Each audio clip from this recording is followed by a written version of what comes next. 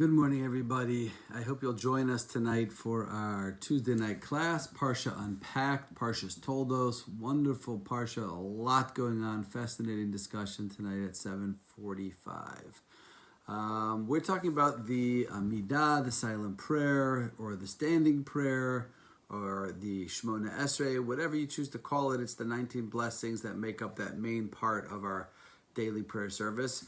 Yesterday we spoke about the first prayer being the prayer of the Avot, the patriarchs, and that the way we begin the process of tefillah is by mentioning the patriarchs. The second prayer is called Gevurot, which discusses or expresses God's power and might in this world, and it describes it and expresses that power in a multitude of ways. So, for example, it talks about the fact that God is Mechaye HaMesim, that He brings the dead back to life. Now, that's an incredibly powerful thing because, a king of flesh and blood can execute at will, but he can't bring someone back to life after that person has already left this world. The King of Kings, Hashem, the Almighty, the Infinite Creator, not only can He create life, but He does bring back to life human beings, bodies and souls that reunite together at the end of time, during the period of time when souls return to the bodies. And the reuniting of that process, called resurrection of the dead, takes place, which is, by the way, a Jewish idea, even though it might seem like an un-Jewish idea.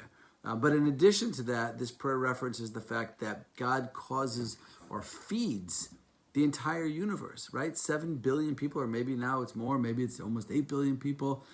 And the entire world is fed by, sustained by the infinite creator.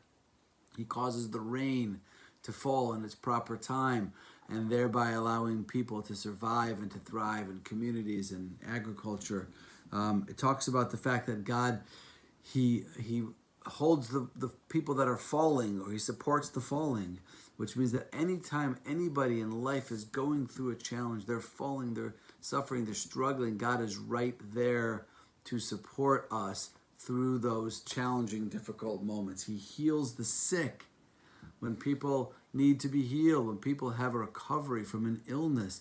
That's the Almighty, that's the infinite creator who's bringing that healing into the world. And He releases the confined. He allows the baby to leave the womb. He allows the prisoner to leave the constrictions of prison. These are the gevuros. These are the mighty strengths of the Almighty that He is constantly showing us in our lives every single day. And that is the second blessing of the Shemona Esrei, of the Amidah.